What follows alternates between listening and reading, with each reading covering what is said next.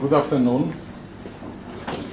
Usually I got the tough missions, to start a session after lunch.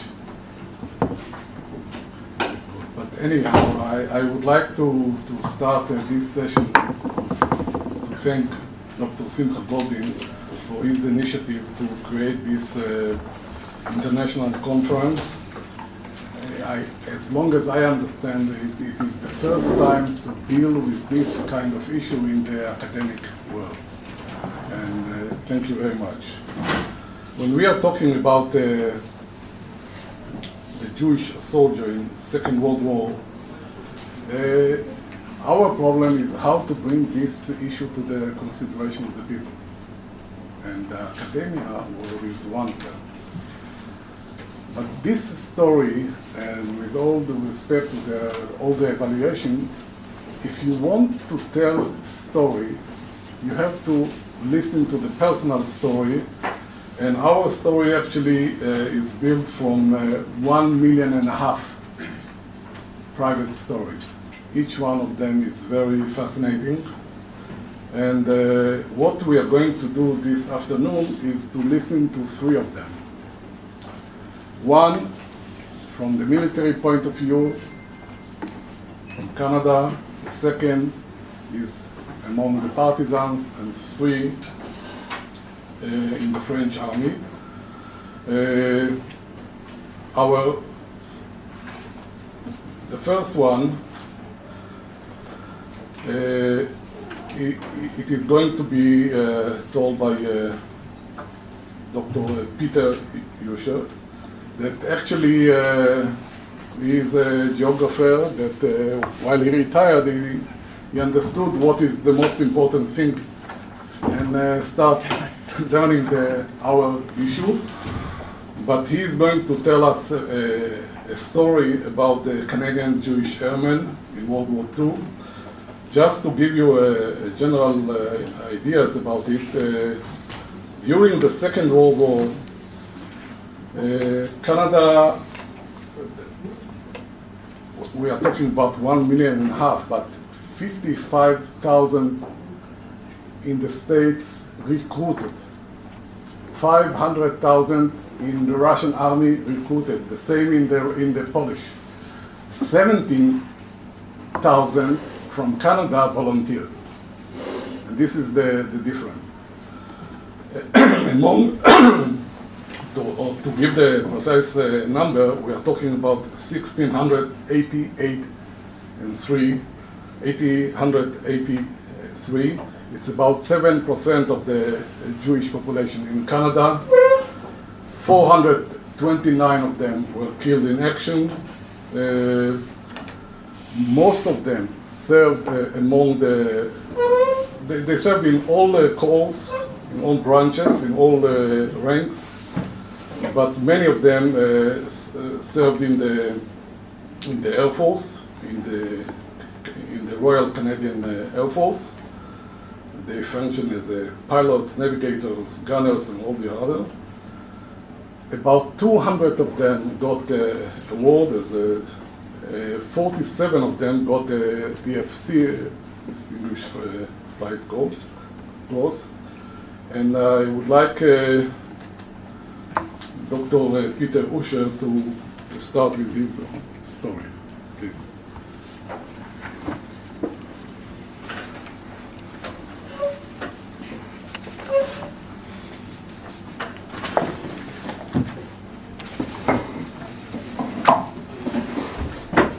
Many thanks, and I'd certainly like to thank the organizers for having me here amongst this distinguished company.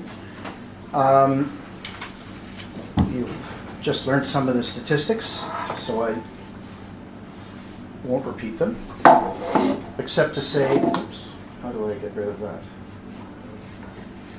I've just done something.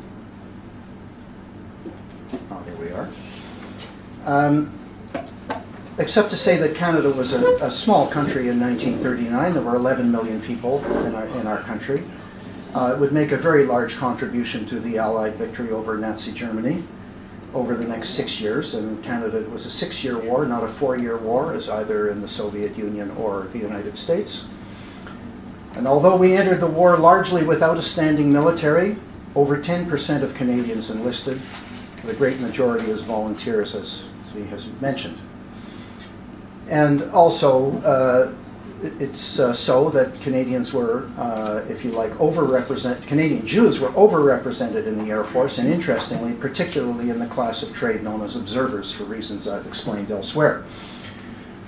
It's also the case that Canadian Jews were overrepresented in what Derek referred to this morning as the zombies, that is, the conscripts who were not required to serve overseas. So it's a complicated story. But the thing is, these numbers, and we don't need to think about the specific numbers, were of more than passing interest in Canada during the war, given the hostile current of anti-Semitism then common. Some Canadians voiced suspicions that Jews would not be doing their part in the coming war, just as, allegedly, they had not done in the previous war. Many Canadian Jews, and most especially the leadership of the Canadian Jewish Congress, were acutely aware that the community's actions would be closely scrutinized in the years to come. And my presentation today is about one young man who did answer the call and wrote about it. And between July 1939 and January 42, Joe Jacobson of Montreal recorded what he saw and did, what was happening around him, what he thought of it all at length and in detail. He communicated much of this to his family and friends in 240 letters over this 2.5-year period, and he kept some of it to himself in his several diaries and notebooks, and his father also kept a diary. This record provides much insight into the formation and development of one young Canadian's attitude to the Jewish condition and anti-Semitism, and of the evolution of his own self-image and strategies as a Jew under wartime conditions.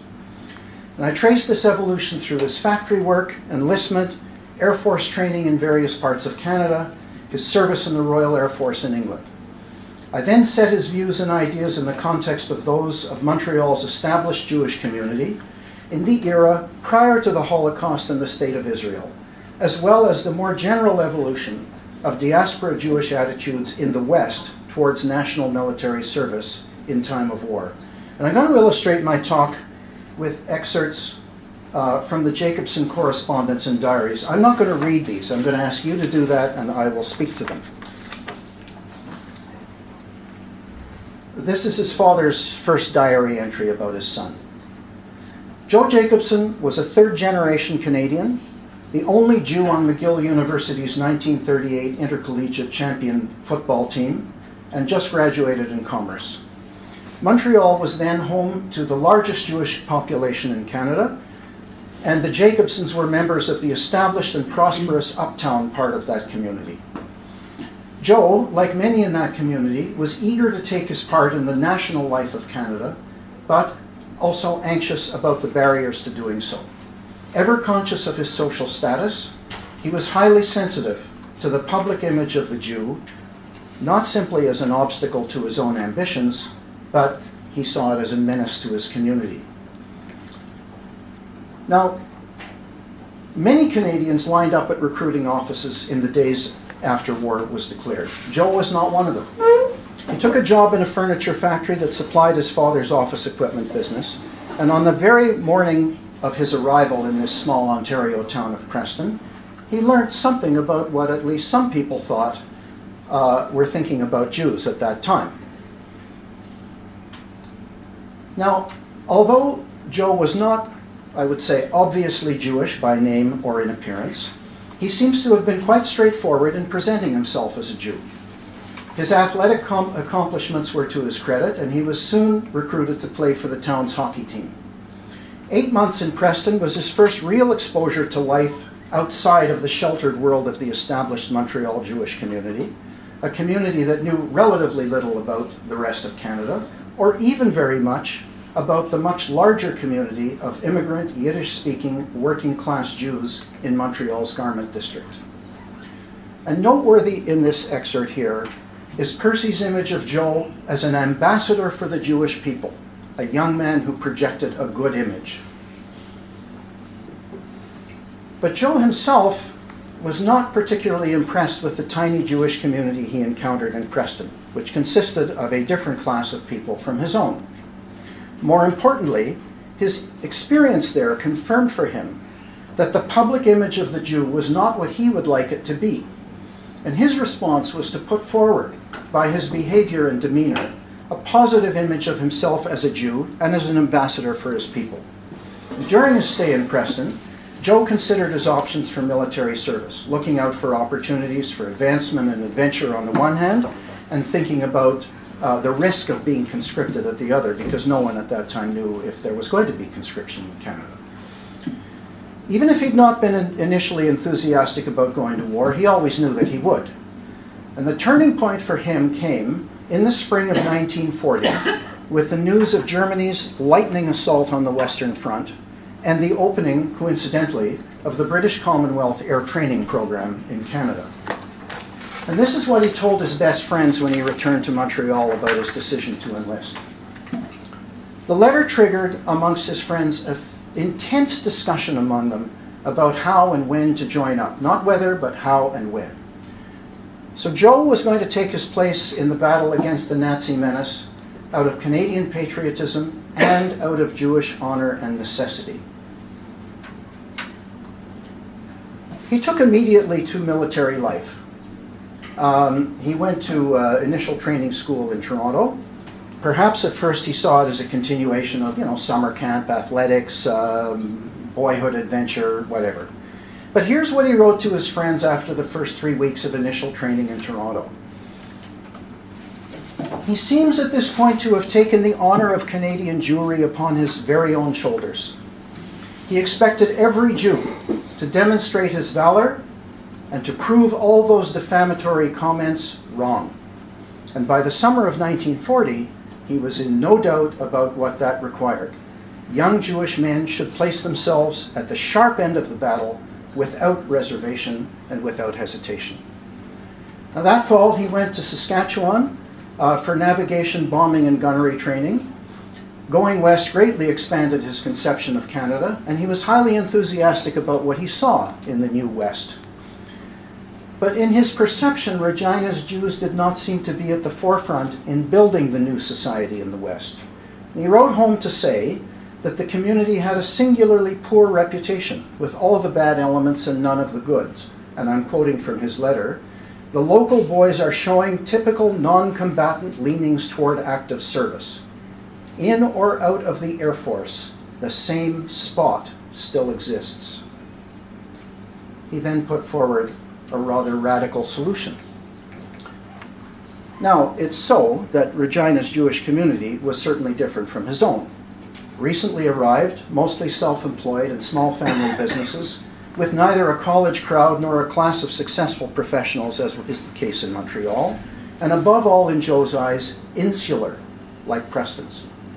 And perhaps because he was in training with men of almost exclusively Protestant British stock, he was unaware of the larger social divisions within prairie society at that time, and how those affected all minority communities there. But in any event, at this point, looks like he wasn't going to be an ambassador for all Jews. Now, on completing his training in early 1941, Joe was sent to England. And like other Canadian airmen at the time, he was immediately assigned to the Royal Air Force. And after an operational training stint, he was assigned to a bomber squadron on regular operations over enemy territory.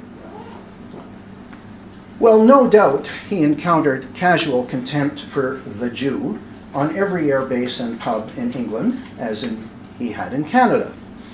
Jews were still widely regarded as aliens in England.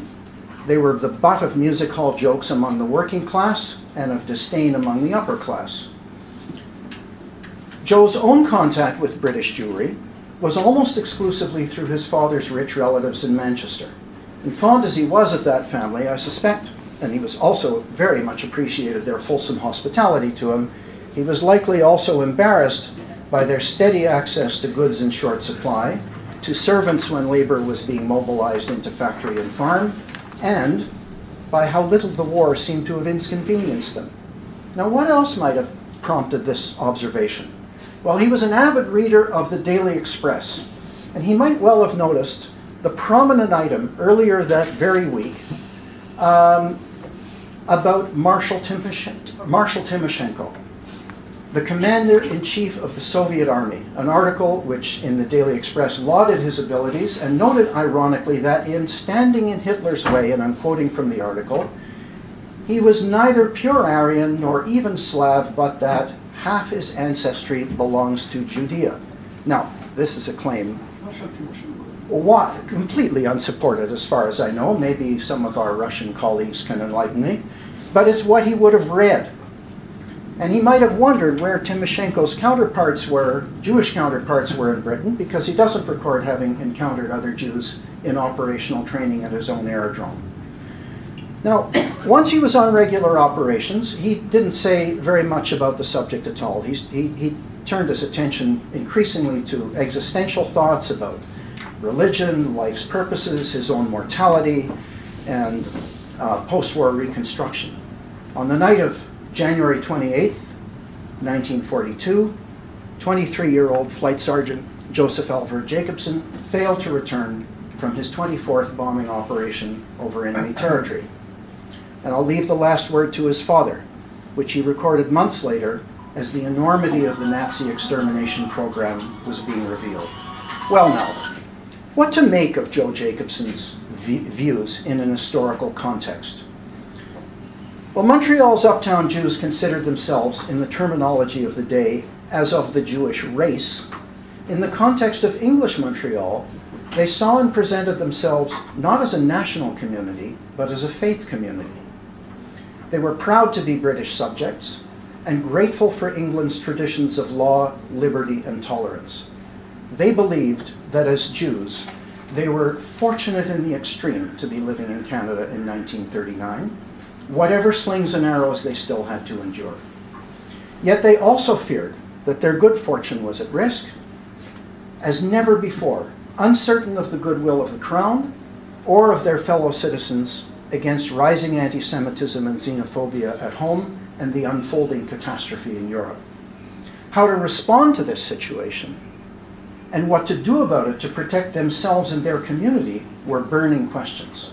And they were also controversial ones because not all segments of Canadian Jewry agreed on the answers. Joe Jacobson's answers, of course, were framed by his upbringing and his aspirations. Some might suggest that he had internalized the very anti-Semitism he condemned and dismiss his views as those of an intolerant snob. But if it were simply a matter of ingratiating himself to advance his ambitions, then the more obvious course would have been to conceal his Jewish identity and cringingly accept the slurs. So what else was forming the ideas of this latter-day Maccabee? Well, early on, he was committed to the strategy of combating anti-Semitism by demonstration, by counteracting the Jewish stereotype and showing that Jews had no less honor and civic virtue than any other people. And he expected others to do the same, and further disassociated himself from those who did not. Now, this was a strategy that was brought sharply into focus by the war. Military service, seen as the ultimate test of citizenship, was a challenge to all minority groups in Canada in World War II, and not least to Jews. For a Jew, to serve Canada in time of war was thus not simply a matter of king and country, but perhaps most importantly, one of gratitude and loyalty. And in the circumstances confronting the Jewish community, as Joe perceived them, Jews were absolutely obliged to share equally in the responsibilities as well as the rights of citizenship. Joe's father had been raised in England, and Joe himself raised in the English bastion of upper-class Montreal. He knew little of the more recent Jewish experience in the Pale of Settlement and the currents of Zionism, Bundism, and radicalism that had emerged there after his ancestors had left it behind. As he encountered newer Jewish communities across Canada, he was mystified to find Jews who had no natural affinity with the British Empire and offended by what he saw as their insularity. This discovery led to what we might now perhaps say was his moral panic about Jews who, by letting down the side, were putting all Canadian Jews at risk and hence his radical proposals for dealing with them.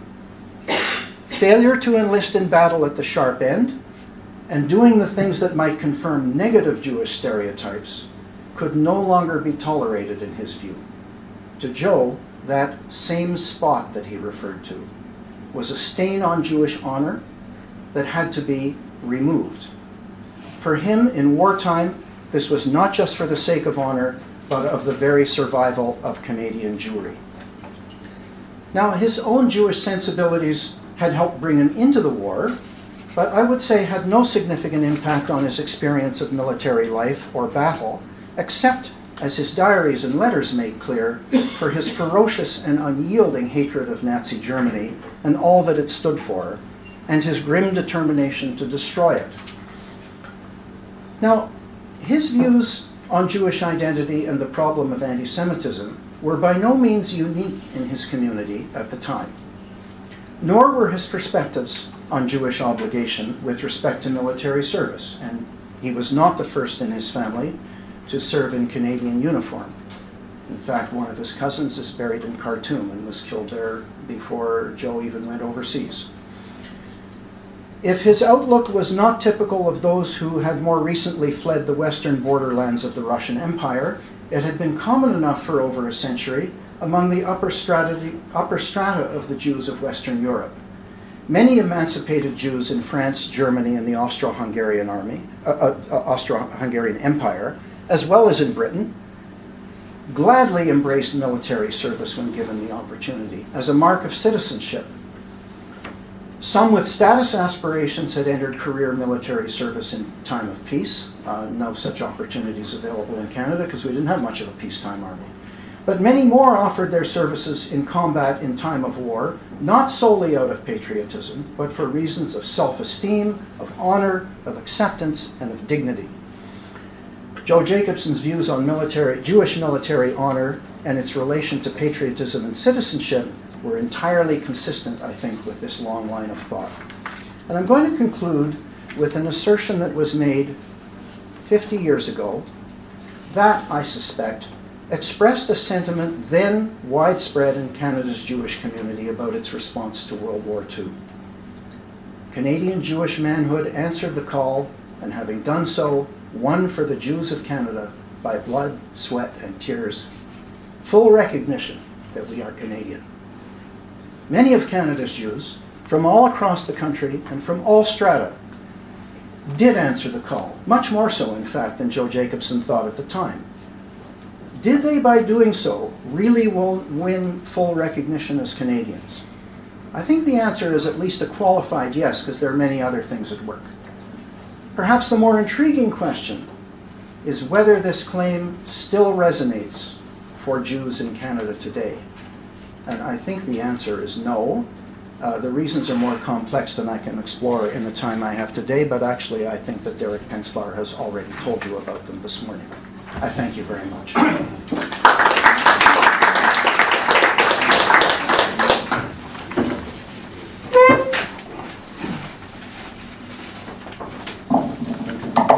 Thank you, Dr. Roger. One of our team in the Museum of the Jewish Soldier, Second World War, is Dr. Yitzhak Arad. Dr. Yitzhak Arad, his nickname is Tolka, probably many of you. And he is a legend partisan. He was involved in 16 blow-up trains somewhere. But when I'm talking with him about the real partisan, usually he points on the Zorin family camp and Bielski brothers family camps. He said those are the real partisans. Those who didn't only fought, they already take care about old men and children. I would ask Dr. Leah Prais. Dr. Leah Prais is currently leads a research project at the International Institute for Holocaust Research of Yad Vashem to tell us the amazing story of the children among those camps. Please. How old was he, Tolka, when he was in the partisans? He started less than 16.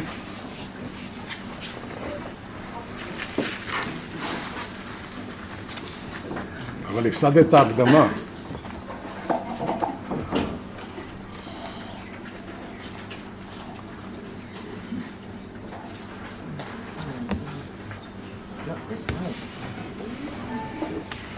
Okay. Thank you. I would like to thank the organizers. To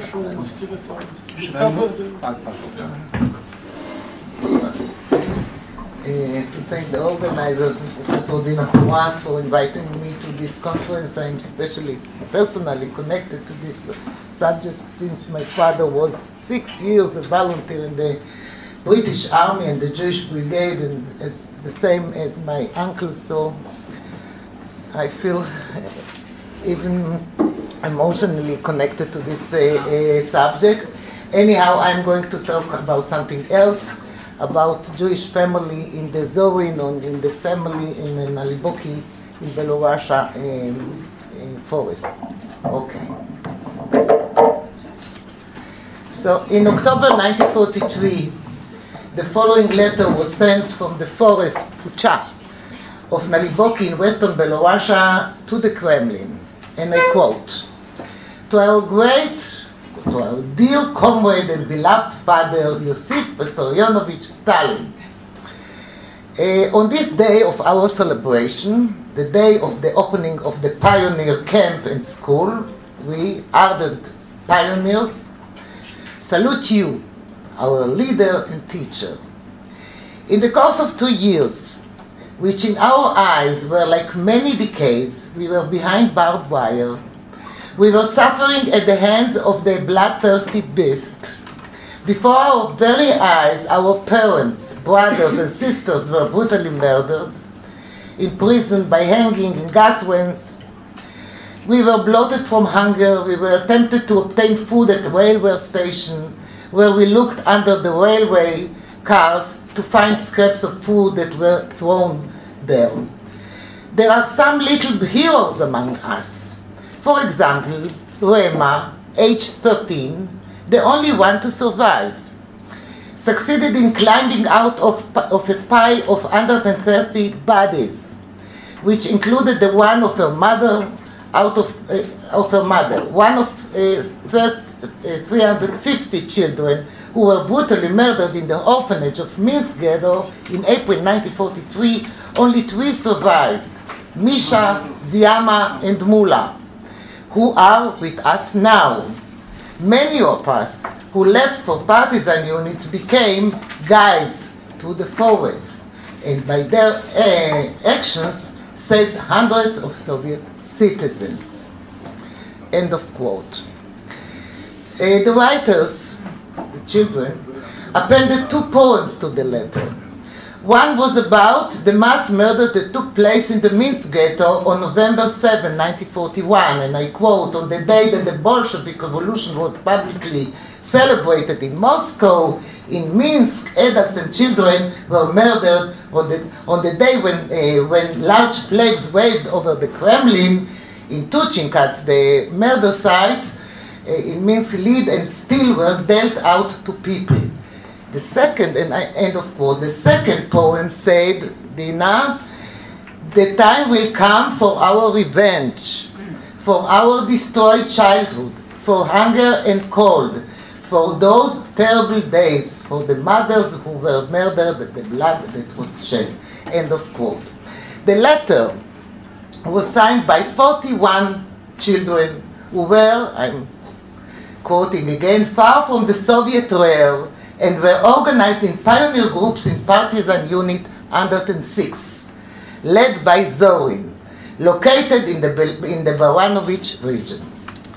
And of course, in accordance with the accepted political line of the time, there was not a single word about being Jewish or their Jewishness or belonging to a Jewish unit. Nothing. So the question is, what was the unit 106? Who were these children? And what was the connection between the two? Unit under the 6 was a Jewish partisan unit, a family camp, that was under the command of Semyon Shalom Zorin. He immigrated to Israel in 1971, I think. The unit was established in the spring of 1943 and operated originally in the Staroye Selo forest, 20 kilometers from Minsk, and then they moved to the Nalibokis forest, deeper in Belorussia. Its founders came from the Minsk ghetto, and their first steps in rescue and in fighting began while they were still imprisoned in the ghetto. After they had personally experienced persecution, abuse, and witnessed the mass murder operation there. Now, some background information about the Minsk ghetto and the underground there. In early August 1941, the ghetto that had been set up in Minsk was crowded between 75 to 85,000 people, Jews, residents of the city and refugees from nearby villages, and Jews who had escaped from the occupied Poland. As noted above, on November 7, 1941, after a number of sporadic murder operations, the Germans carried out a huge mass murder in which 12,000 Jews, 12,000 to 15,000 Jews from the ghetto were shot to death. And on the 20th of that month of November, the Germans murdered another 5,000 Jews. In retrospect, it turns out that this murder was intended to make room for the deported from the Reich who came to the Minsk ghetto. On March 2nd, 1942, the evening of the holiday of Purim, the mass murder was renewed in the Minsk ghetto. This murder operation was particularly bloody, and many Jews attempted to flee from their pursuer and seek refuge. According to German sources, at least 3,400 Jews were killed in this operation, while other testimonies indicated a large number. On the 28th and 29th of July 1942, another mass murder operation was carried out in the Minsk ghetto. According to the report of Kube, the governor of the region, 10,000 Jews were murdered.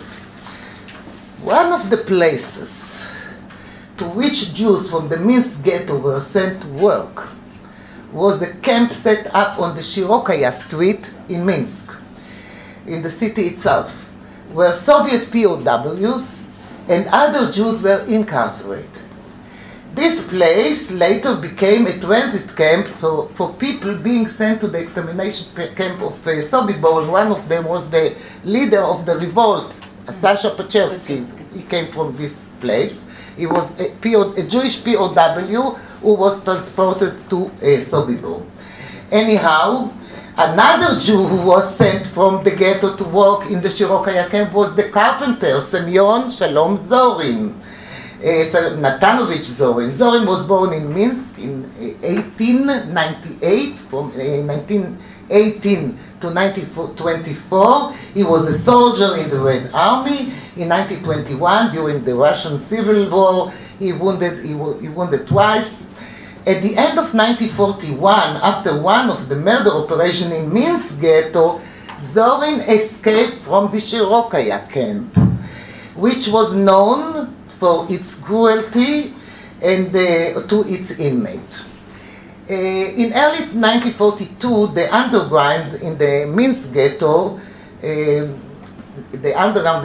Minsk ghetto strengthened the partisan units in the forest with people with military experience. Nevertheless, at the end of 1942, there were a lack of fighters in the partisan units, mainly of those with military experience, and also a lack of equipment and ammunition.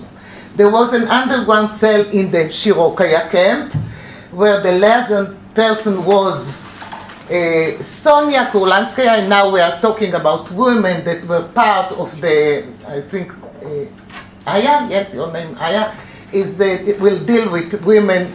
So it is a special affair, or a special point. the part of the women in Minsk ghetto and in the underground. There is a quite number of women in the underground in the Minsk ghetto. I'm not dealing with it. I'm dealing with the children, but it's worth researching. She was a student from Grodno. She worked as a secretary and a translator in the administration of the camp. Kurlantsaya discovered among the inmates of the camp a man by the name Semyon Gnazenko. He was non-Jew, and he had been an officer in the Red Army. With her aid and the help of Jewish partisans, they took him to the forest, in the forest of Staroye Selo. Since he was a talented organizer and had considerable military experience, Gnazenko began to establish a fighting partisan unit that was named after the Soviet hero Semyon Budyonin. The Otriyad was subordinated to the Parchomenko partisan division, which was largely comprised of Jews who had escaped from the Minsk ghetto. Some of the Jews who were in this Otriyad joined later Zorin. For all this time, Jewish escapees from the Minsk area, mainly from the ghetto, continued to stream to the forest. Some of them escaped on their own, others with the help or the initiative of the Jewish underground. However, Jews were not readily accepted into the partisan units. Fierce anti-Semitic sentiments based on prejudice played a role in this rejection, along with the fact that many of the Jewish escapees were unarmed. Furthermore, a large proportion of these fugitives were children, youth, women, and old people, all of whom lacked military training. In spite of the order that was issued in regard to the obligation to aid the civilian population, nothing was mentioned about the fate of the Jews, and since most of the fighters in the Budyoni Otriyad were Jews who fulfilled many important functions, they asked Gnazenko, the head of the Otriyad, to aid the other Jewish escapees who were not accepted in any other unit.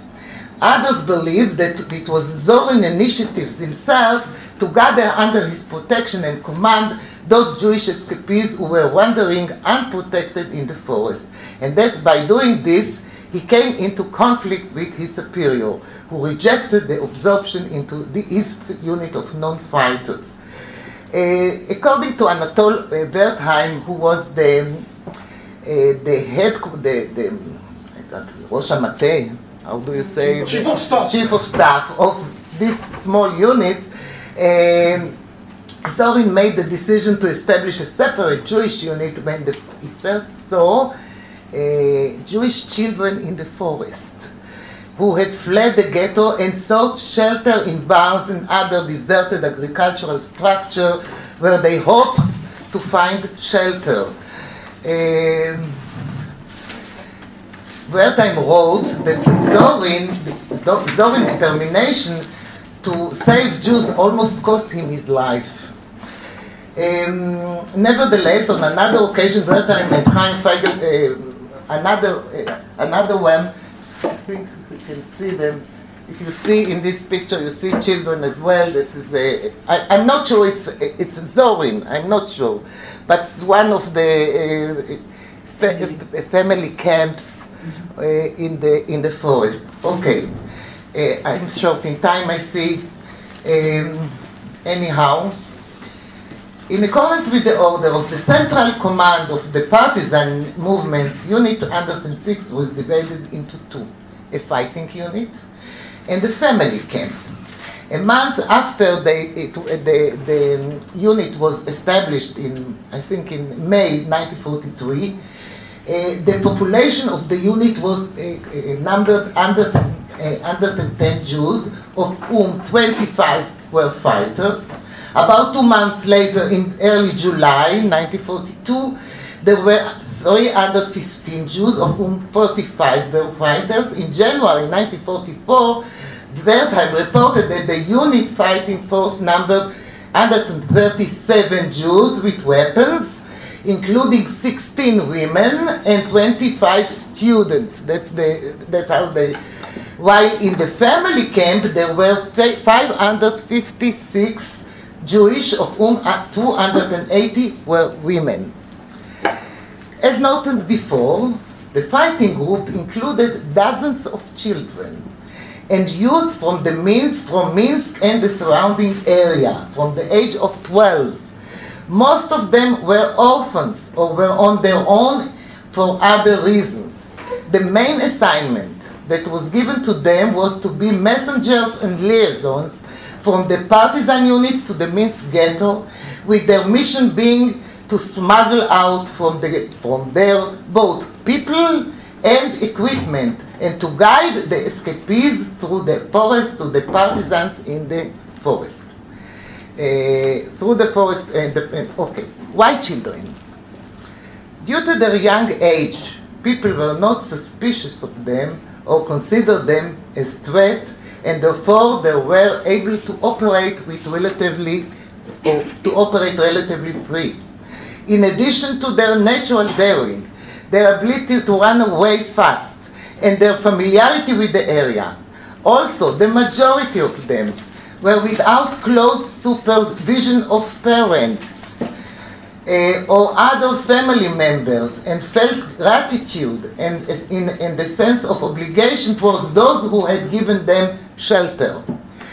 All this transformed them into a central element in the partisan fight to save Jewish lives. Here Smolar, yes, he was connected also to the Zorin. He was in Minsk ghetto.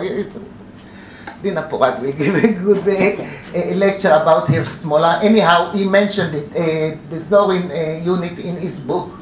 Here Smolar wrote as follows: in the ghetto, in the Minsk ghetto, a new word circulated with great secrecy. It sounded like a password. It was the kids, Hadardakim. It was known that those who led people and brought them to the forest were children. That's what he wrote. Who were they? Only few people knew about this. Smolar wrote that Semyon Gnazenko, remember him, personally brought to his bunker 3 Jewish children, Jewish youth, and gave them precise instruction on how to get to the ghetto, how to act and what they should say to the people that they would bring with them to the partisan areas. One of the young messengers was Sima Fitterson from Minsk. She was 12 years when the war broke out. She escaped from the ghetto to the forest in March 1943 because she realized that her life was in danger in the ghetto. When she arrived at a village, to her good fortune, she met Zorin and his second-in-command Nahum Feldman, and that is how she joined the unit. A number of accounts of courage are linked with the little Sima. She's quite known, I think, in Belorussia. Some of them were related by adults who were part of the Unit 106, and some were related in her later testimonies. In the partisan unit, Sima learned, among other things, how to use a pistol in order to commit suicide in case that she was captured. She said that during the time she was with Unit 106, she brought 6 groups from the Minsk ghetto to the forest, and each group had about 20 Jews whom she succeeded in leading to safety. Sima made use of her small size and childish appearance and resorted to various tricks, like playing with a ball to distract the Nazi authority when she was what she was doing. In her testimony, Sima later noted that her name as a guide to the forest and as a messenger of the underground became known to the Germans. That's what she said, who would be looking for her when she next came to the ghetto. Therefore, the leaders of the partisan unit ordered her not to return to the ghetto However, since they couldn't without her ability, she continued to play a crucial role, waiting for the escapees outside the fence and accompanying them to the forest. This phenomenon of children and youth who were as guides was also mentioned in testimony given by men of Unit 106. For example, Hannah Kirschenbaum and some of the other relatives. She said, one of them, who escaped to the Zorin unit, the last time we were a group of 17 people, it was rainy night, the 7th of July 1943. We were led by a Jewish boy named Banke, and we arrived at the village of Staroye Selo. And there are all a number of testimonies pointing out that children were their guides who lead and led them to the forest. Despite the fact that they were given very dangerous mission that involved responsibility for the life of others and for themselves, these children and youth were watched over like the apple of their eyes by the leaders of the unit, who concerned themselves with the needs of their young ones and organized them in educational framework according to their age, in accordance with the spirit of the Soviet ideology.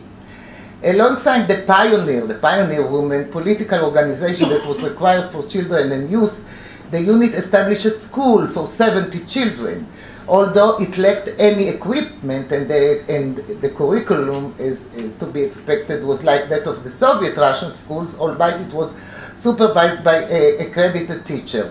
Anna Segalchin testified that in addition to the usual tasks she had to do in the unit, she was engaged in teaching. And I quote, "We had no books, no papers. In winter we used the bark of tree trunks and wrote with coal. In summer we wrote on the ground." A question that naturally arises in this connection is whether the leaders of the unit acted correctly when they sent children and youth people into life-threatening situations. Should they have made these children into soldiers? These kinds of questions, of course, are asked from a later historical perspective, one that examines things from a point of view of normal life and of a decent social order. However, in the context of war and genocide, in which social and normal norms were not operative, and children, like adults, were condemned to death because they were Jews, and Kirill told me that they were targeted because they were the Germans suspected them, and he will tell us later what he found out. When they arrived in the forest, many of these Jewish children and youth were not much different from the Jewish adults.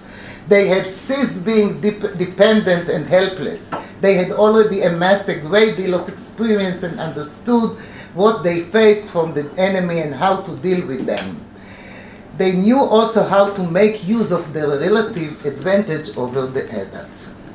It was also clear to everyone that the fight to save the life of Jews was the highest priority, and for these efforts all possible forces had to be mobilized, including children and young people.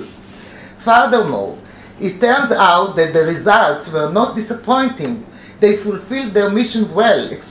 Approximately children, women, and men found protection in Zorin's unit and survived to see the day of liberation. Many of them, of those people, testified how important a role the young people played in their rescue.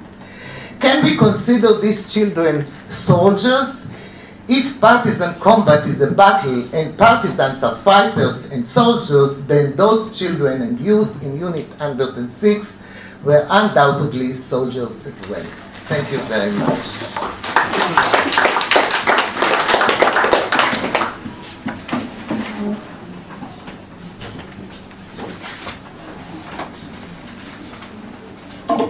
Thank you. Thank you, Dr. Prais. We talk about how to teach the Second World War, our subject, the Jewish soldier, and how to combine those two subjects together. We try to tell the personal story, and among them to bring in what happened, the operation itself. The next lecturer is Colonel Benny Michelsohn. He was the chief of military history in the IDF, and today he's the chairman of the Israeli Commission of Military History. He's going to tell us an amazing story, because usually when people talking about the volunteers of Eretz Israel, where they went to which army did they join? My father? Everyone.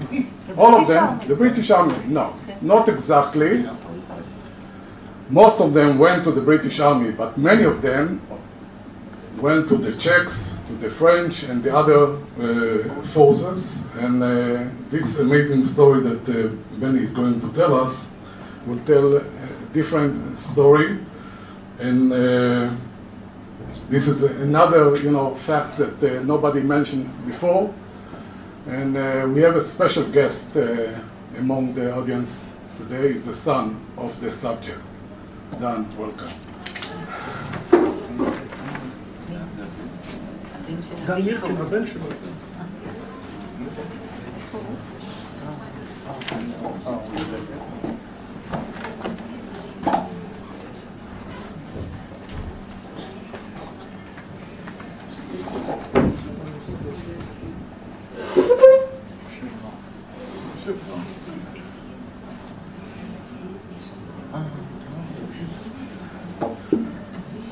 Good afternoon. First of all, I want also to congratulate Dr. Goldin on his initiative, and I think it is with high importance to carry on such a conference. Several years, me and Tzvika are dealing with this subject of the Jewish soldier in World War II, and we find it's a very, very unsearched issue. And we thought, what is the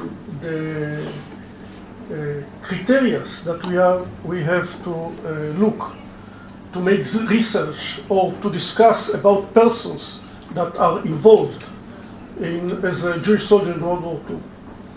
And I think establish some criteria. One of them is not only to tell the story, but also to look at their influence on strategy and operations, or on developing of war equipment and so on.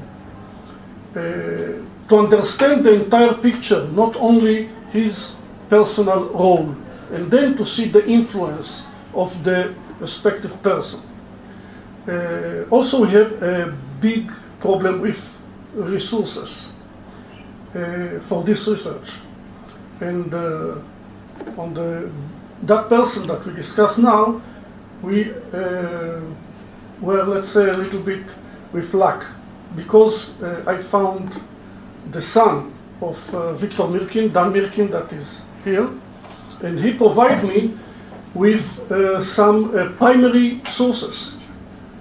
He himself made some kind of research and collect a lot of information in France, and he provided me letters, the citation of his declarations, and other things.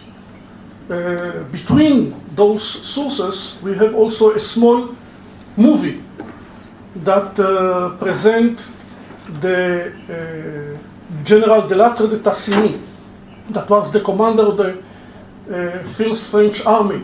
Later he was Marshal of France, that awarded Legion d'Honneur, the highest decoration, to Victor Mirkin, and I wish to begin with this small movie.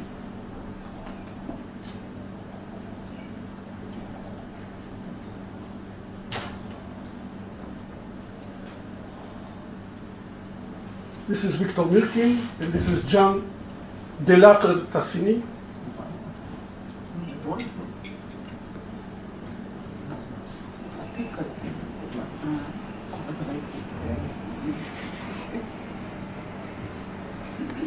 So we have some sources to discuss about. Another thing is that to see the connection with Eretz Israel, with Palestine. And of course, this connection is very important, and here we have also the connection with Palestine. Victor Mirkin was born in 19 December 1909 at Yekaterinoslav in Russia. After the Bolshevik Revolution, immigrated with his parents Joseph and Rachel to France. Studied at Pasteur High School with excellence, and joined Neuilly University when he was graduated as a lawyer. In 1930, he made a very non-usual step and volunteered into the French army, and in 1931 he entered into the reserve officers course in Saint-Cyr. It was an experimental thing. Saint-Cyr is, in general, a school that is for regular officers. And it was an experiment, and it was from between the first 10 cadets of this course.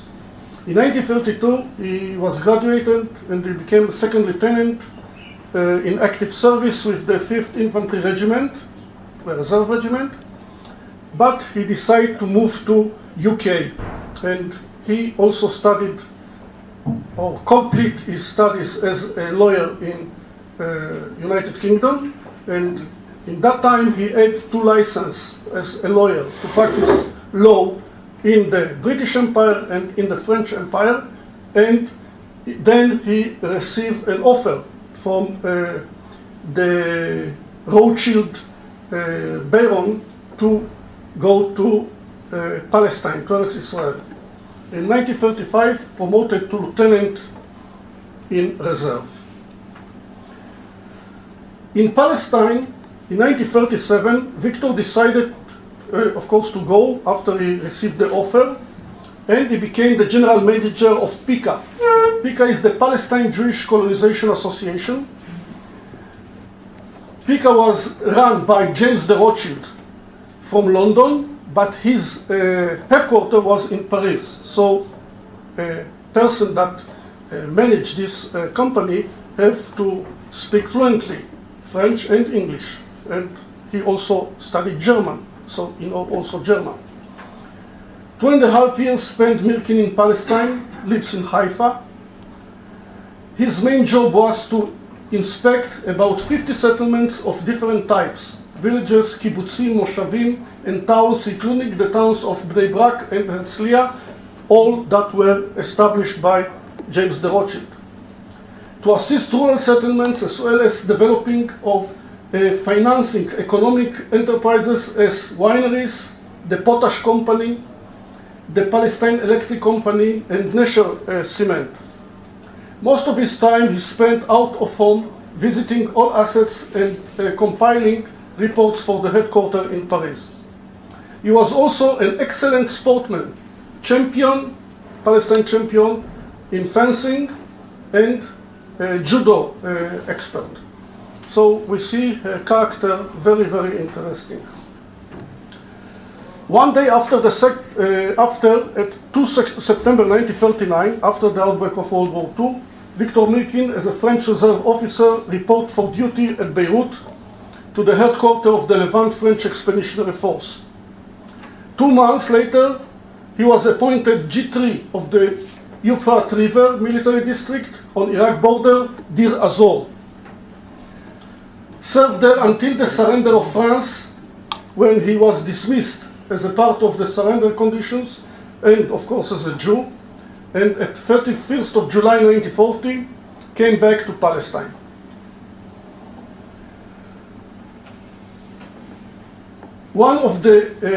Victor Mirkin was one of the few who enlisted since the beginning the Gulf France Free French Forces and the only one from Palestine.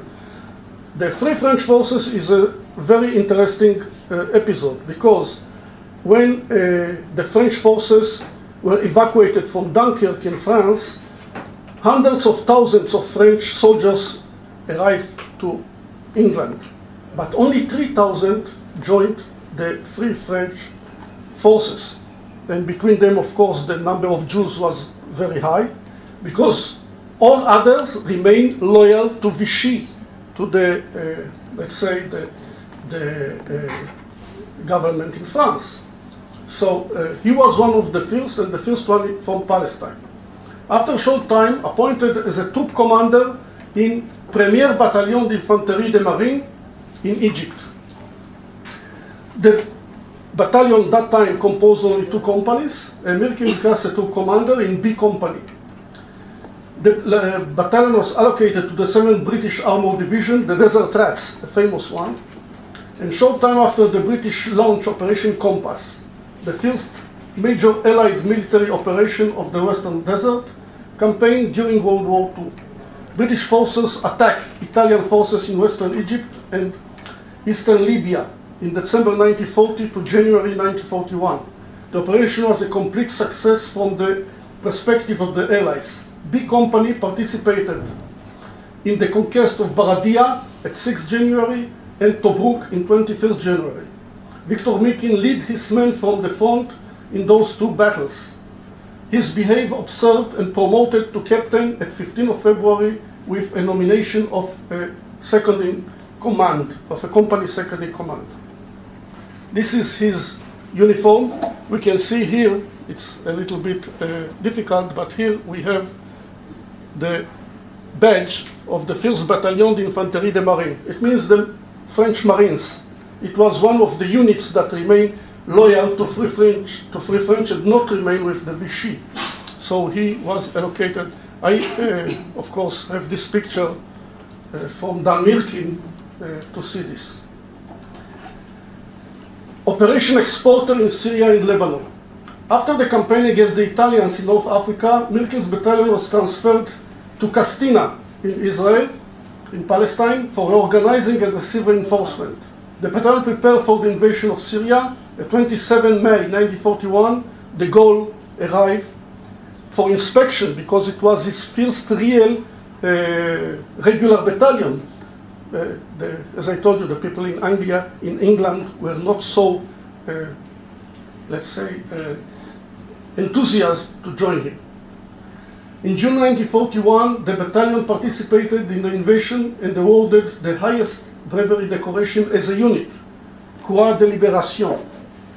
Victor, as usual, led a company-sized task force and was injured at Damascus gates. For his excellent leadership at that campaign, he was awarded the Médaille d'honneur de mérite syrienne, the only Palestinian Jew who received a Syrian distinguished decoration ever. Western Desert. After the 1 month's recovery, he was injured, yes? Victor came back to his unit, now part of the 1st Free French Brigade Group under General Koenig. Occupation of Syria and Lebanon brought new soldiers, and the 2nd Free French Brigade Group formed near Damascus. In January 1942, Mirkin's battalion transferred to the new brigade, and in April 1942, the 2nd Brigade transferred to Western Desert under General Larmina with the 8th Army. General Larmina was the commander of all the Free French forces in the Western Desert. Victor Mirkin became the brigade major. Brigade major is a general staff officer of the brigade. Within the duty, he coordinated all brigade's operations.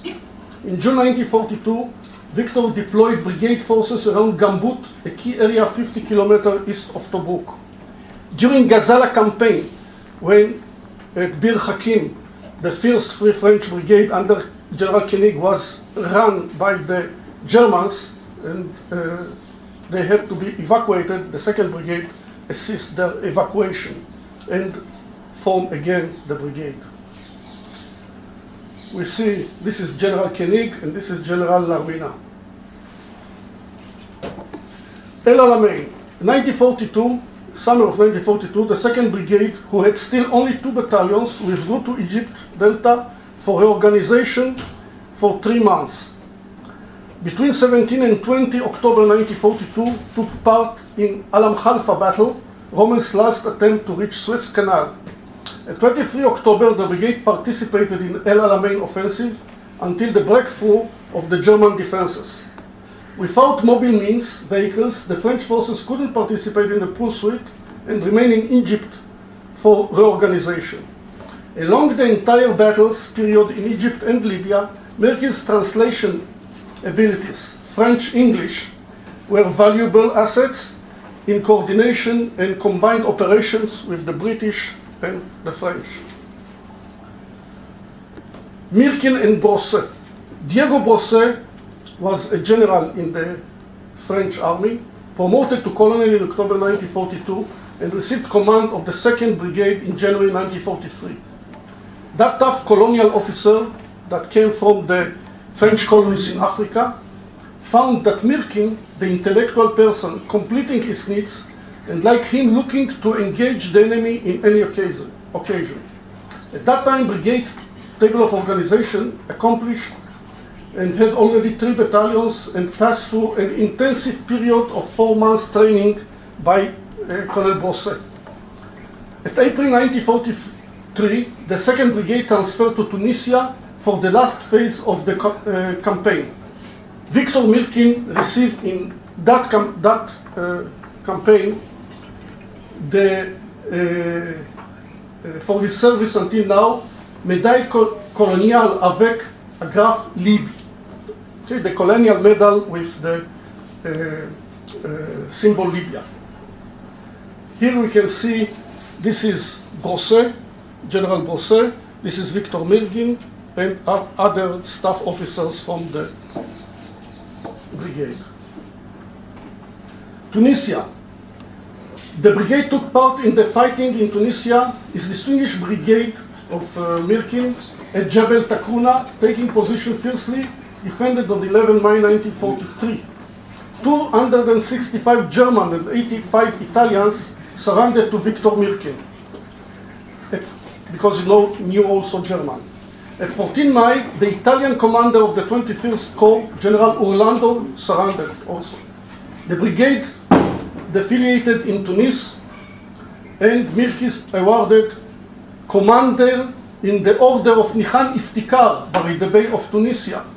So now he was awarded 2 Arab nation decorations, very, very unique.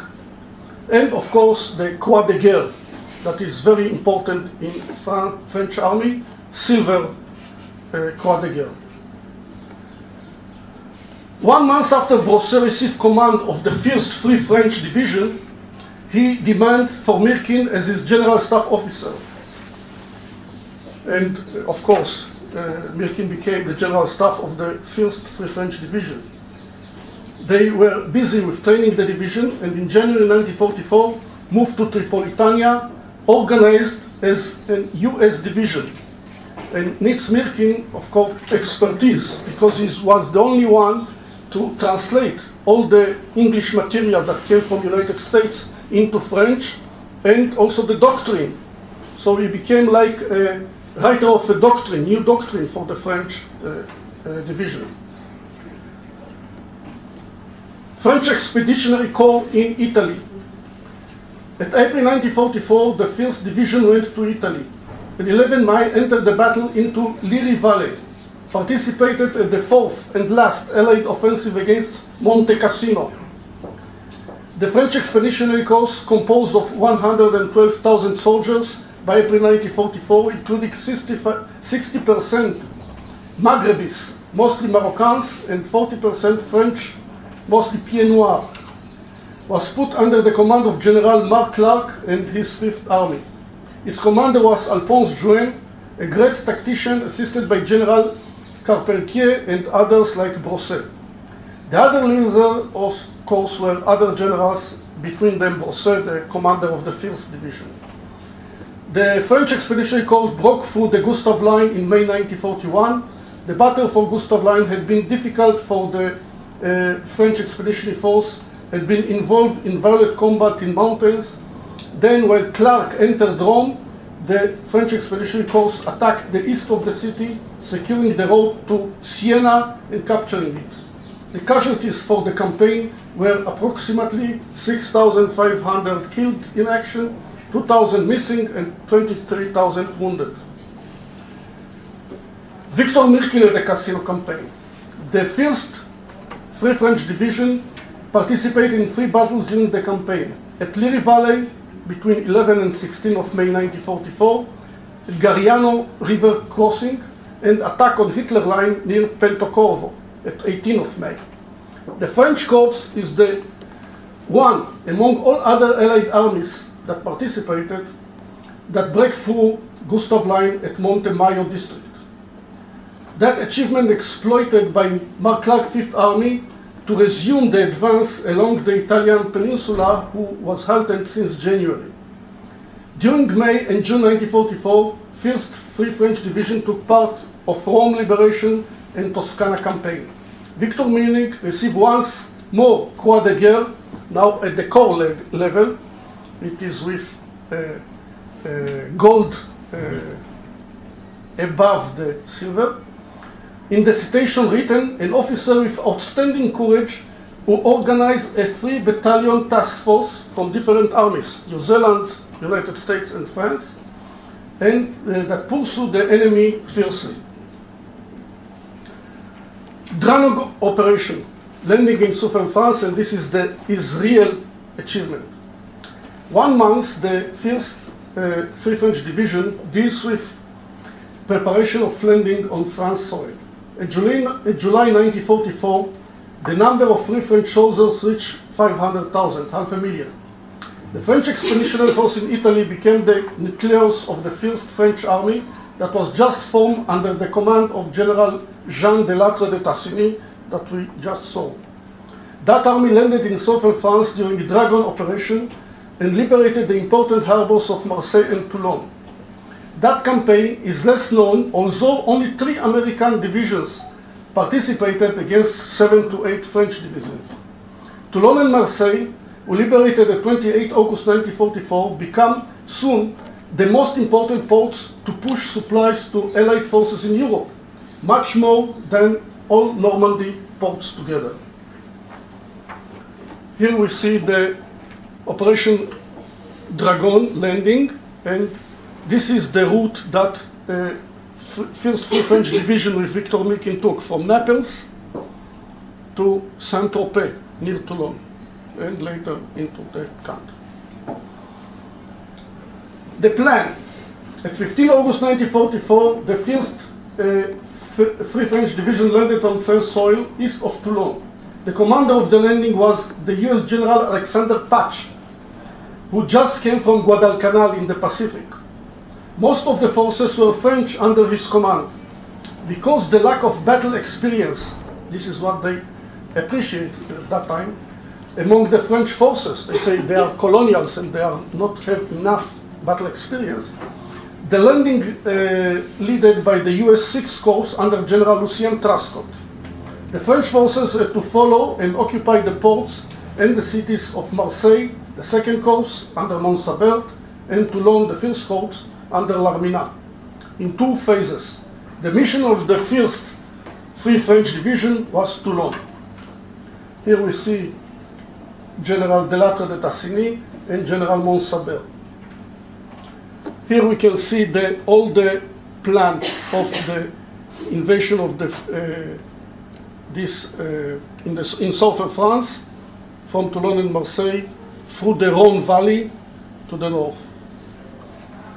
And the generals who were in charge, American generals, Lucien Trascott on the left and General Patch on the right. The landing. Mirkin, as the general staff officer, was busy by planning Toulon occupation and loading on ships the division in Naples.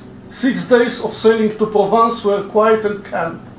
The landing began on 15 August by the US forces after bombardment and shelling preparations.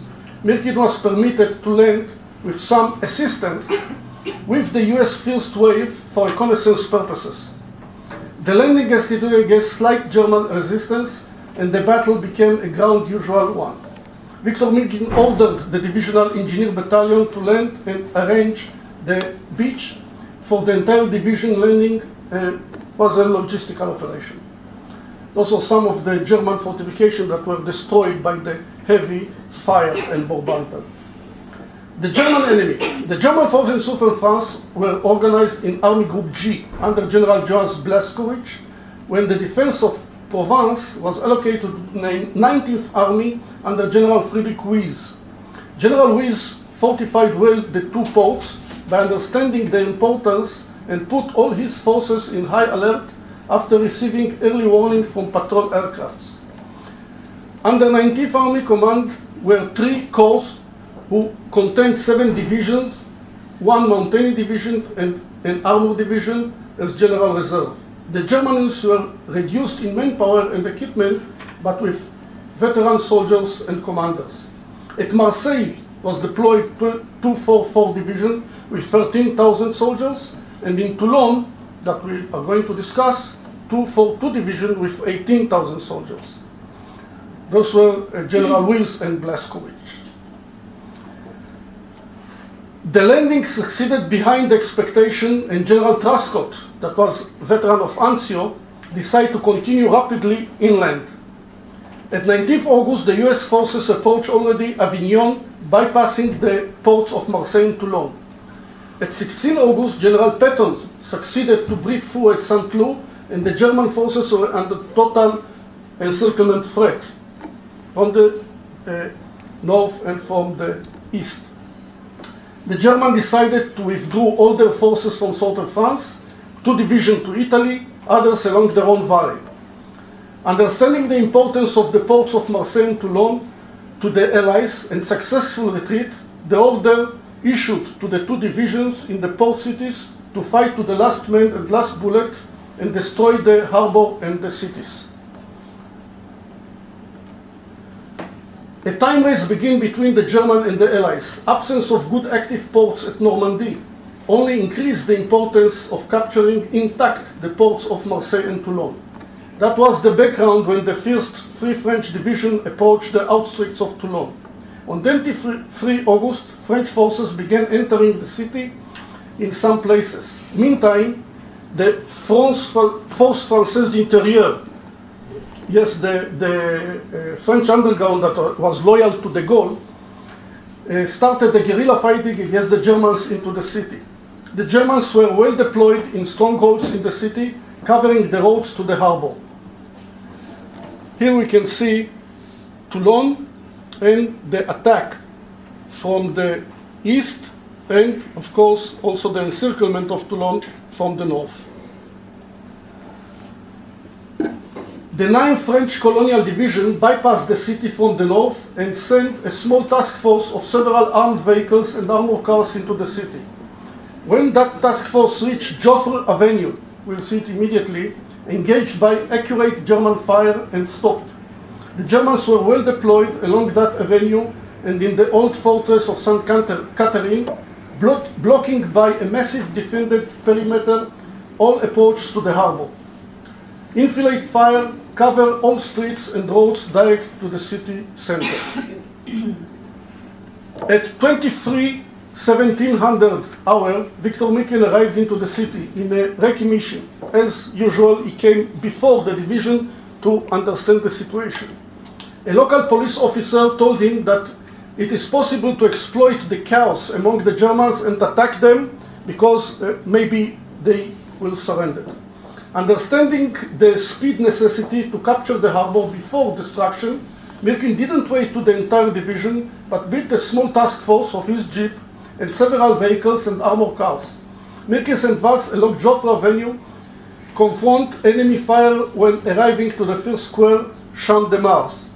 He continued to move into Strasbourg Avenue, receiving fire from both sides of the road. Here we see an original map of Toulon. First of all, I want to make some orientation. This is the harbor. East, west, north. We see here the old Vauban-style fortification from the 17th century, 3-meter width, very solid, that the Germans use for their positions. Here is Joffre Avenue, Champ de Mars Square, Champ de Mars Square, Joffre Avenue came from here, and then Strasbourg Avenue here. The Germans were located on both sides of the road, and Victor Mirkin advanced during this avenue with his small column, until we'll see immediately the Square of Liberation here. During the advance into the city, many underground members and police officers meet Mirkin. Stopped at the Freedom Square that we see, he analyzed the situation. The commander of the FFE, with some hundreds of warriors, reported to him as a lieutenant, as well as a lieutenant from the 9th Division with 32 soldiers.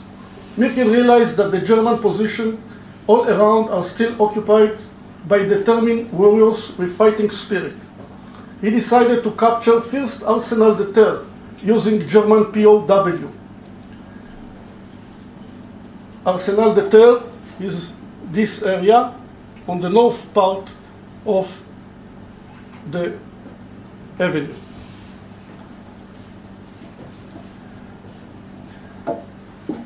He used the German POW, prisoner of war. A German NCO was selected to do the job, because meantime the police catch some prisoners. The German force accept the surrender but continue to fight. So Victor called him the NCO, and he told him that he will shoot him between his eyes, and he will begin a devastating bombing at 2030 if they are not surrendered. He gave them an ultimatum of 15 minutes. And when he came to argue about it, he told him 1 minute passed already. An entire German battalion, 800 soldiers strong, surrendered and exited the fortified position, marching in lines of 4. The road to capture the harbor intact was open, and the entire city garrison and to fight. The harbor was captured intact, and this is a very, very big achievement because the importance. Here we see surrender of Germany in Toulon. And Victor Mirkin, because of this action, received the Legion d'honneur by General Jean de Lattre de Tassigny, what we see on the movie. And here I just want to read the citation of his Distinguished Service Cross, American decoration that he received. Commandant Victor Mirkin, Army of France, was awarded the Distinguished Service Cross. By the way, Distinguished Service Cross is the highest decoration for foreigners. They are not allowed to receive the Medal of Congress. Distinguished Service Cross is the highest. For extraordinary heroism in connection with military operation against an armed enemy while serving with Headquarters 1st Motorized Infantry Division in action against enemy force in the vicinity of Toulon. Commandant Mirkin, outstanding accomplishment, personal bravery, and zealous devotion to duty exemplify the highest tradition of the armed forces of the Allied nations. And he received this. The First Army, the French Army B, under General de Tassigny, became the First Army, and on September 25, 1944, French Army B became the First Army. Liberating Marseille, Toulon, and Lyon, it later formed the right flank of the Allied 6th Army Group under General Devers at the southern end of the Allied front line, adjacent to Switzerland. It commanded 2 corps, the French 1st and 2nd Corps. The French First Army liberated the southern area of the Vosges Mountains, including Belfort. Here we see the American generals. This is General Devers, Eisenhower, and Bradley. So Eisenhower is the 2, his army group commanders. Liberation of France and hero's death. After Toulon, Mirkin was appointed to the title Chef de Bataillon. Chef de Bataillon and the rank of Commandant, that is like Major, but high-ranking major, and appointed Chief of Staff of the 4th Brigade in the 1st Free French Division. 1st Division continued to lead with 4th Brigade under Colonel Raynal and Mirkin receiving the most dangerous missions. At 20 November 1944, in a reconnaissance mission, Mirkin jeep climbed a mine and was slightly wounded. On his way to the field hospital, he observed that his friend General Prais was killed in action and carried out of the battlefield. He saw his body and he was very, very in down. Short time after, Victor was back at his duty and active as usual. 4 days later, at 24 November, when the brigade reached Grossmany, a village near the German border, about 6-7 kilometers from there, he was shot from a church and was killed in action. Victor Mirkin. Post-mortem, Victor Mirkin awarded Ordre de Libération, that is the highest decoration that the French give. Only 1,083 persons ever received this order. And here we see Prais and Mirkin that were killed in action in 4 days between one and the other, are in the graves one by one, the Jewish one and the French one in the temporary graveyard. Victor Mirkin received all those decorations: Chevalier de Légion d'honneur, Compagnon de la Libération, Croix de Guerre, 3 פעמים, 3 times, Médaille de Résistance avec Rosette, Médaille de colonial avec Agrafe Libye, Médaille de service volontaire dans la France libre, Mérite syrienne, Mérite tunisienne, and of course the Distinguished Service Cross from US. Mirkin battles over 3 continents and 8 countries. We can see that he began here in Palestine, Syria, Egypt, Libya, Tunisia, Italy, and France. His decorations.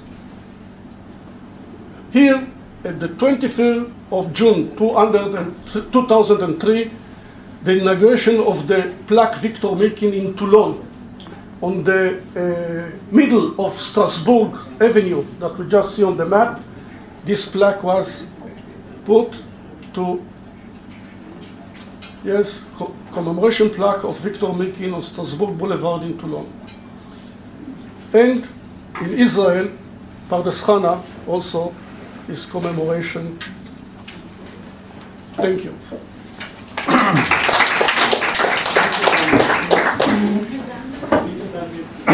I would like to thank you. If there are any questions.